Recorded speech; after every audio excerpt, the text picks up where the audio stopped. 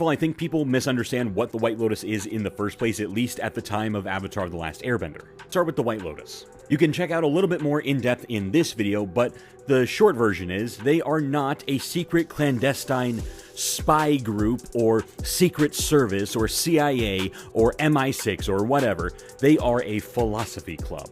It is a fraternity for like-minded individuals, people who are learned and people who are learners, who want to master their craft, to seek art, or as Zhang specifically just straight up says at the end of book 3, it is about philosophy, beauty, and truth. I swear to God, I am not trying to become an Avatar creator, but y'all make it so freaking hard. Let me start off with this. I am not attacking a specific creator at all, or his character or person. I actually do like what he says about Iroh in the video and Iroh's character growth overall, based off what we do know. But what we do know is the important part here. If you have not read the Avatar books, please stop speaking on things. In fact, here are screenshots from my OneNote where I was actually gathering information for the Avatar role-playing game campaign that I am doing with my family, in which I read both Kyoshi novels and both Yang Chen novels. And I am sorry, but the Yang Chen novels absolutely destroy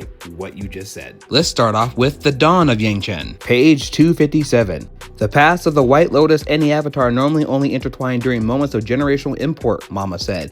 Not because someone needs to stash a few bodies. I don't know how one of your past lives got access to our recognition codes, but it was a mistake to let it happen. Page 258. This is why she didn't ask favors from the White Lotus. For Mama to say that meant that they had watched her struggle after Tenhaishi. Nothing during her travails back then suggested an organization of the world's wisest masters were secretly helping her behind the scenes. The White Lotus, like everyone else, had turned her eyes away from immense suffering and done nothing. She couldn't forgive that. 259. How do you know about my gift? Yang Chen repeated slowly. Only the Western Temple elders fully understood her relationship with her past lives. They kept the secret well, just like they promised to each other. For a member of the White Lotus to know, that meant Yang Chen had been spied upon since childhood, since before she'd been revealed to the world as the Avatar. You had someone in the Western Air Temple, she murmured. You had someone in my home evaluating me like an asset in my home. You were the most important child in the world, Mama wouldn't look her in the eye. And you were unstable. It would have been irresponsible not to monitor you. But wait, there's more. Legacy of Yang Chen. Page 40. In which it directly impacts what you said. Under different circumstances, being tapped to join Anurik's friends would have been thrilling. An ancient society operating in the shadows, dedicated to philosophy, beauty, and truth. The chance to pull strings outside the confines of national loyalties to maintain peace across the world. But it quickly became clear the White Lotus protected itself by walling off its branches from each other, keeping the right hand separated from the left. I'm sorry, Josh, but the White Lotus is absolutely a secret society on the level of the Secret Service or the CIA. This is why it became such a problem in Legend of Korra when Aang designated them to specifically become the actual Secret Service of the Avatar. It's the reason why the Red Lotus went ahead and broke away. It's the reason why the Red Lotus are so dangerous, because yes, they are spies filled with the greatest masters of their kind. The Yang Chen novels specifically deal with spycraft and how Yang Chen was so prepared to basically be in part of the political schemes of the four nations. And it's proven time and time again that Yang Chen is not ready to actually understand the level of spycraft that is needed to influence the world, especially as a woman.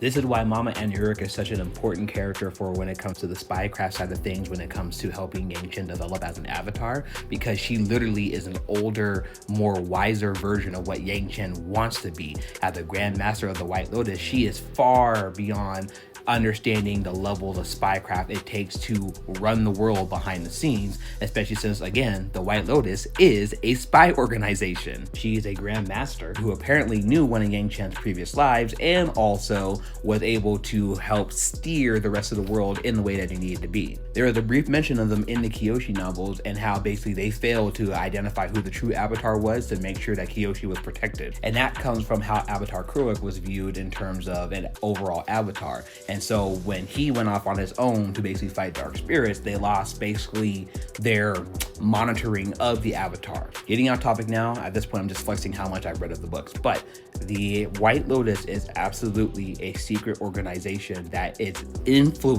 actively influencing the rest of the world. Now, be mad about their depiction in The Last Airbender all you want, because frankly, it doesn't necessarily line up with what we see in The Last Airbender. I will agree with you on that, but that doesn't change the fact that Iroh is a Grandmaster and Pi and Dao is also a high-ranking member. And just like the balance of power shifted in the world, it most likely shifted also within the White Lotus. They still kept their tendency of being basically a philosophy club that would interact with the world behind the scenes, but it took a Grandmaster actually realizing what they were doing is wrong to step up and lead them back in the correct direction. Most of the information that we have on Iroh's journeys and travels about the White Lotus and how he came to understand who the spirits were, and also Ren and Shaw when it came to the dragons and all that stuff, there is no canon information, as far as I can tell, that goes into exactly the timeline in which Iroh was put into the White Lotus. But like I said, I agree with your characterization of Iroh overall and how he's portrayed throughout the series.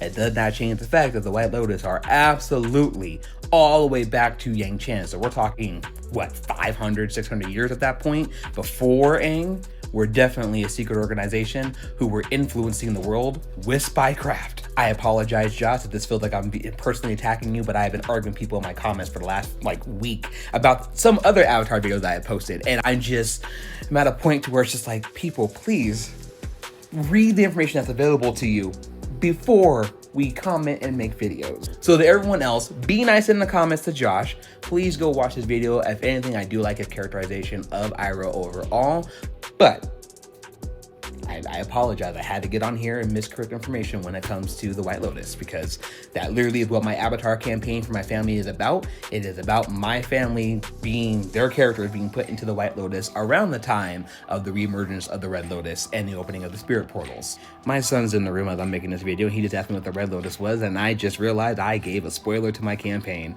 Whoops!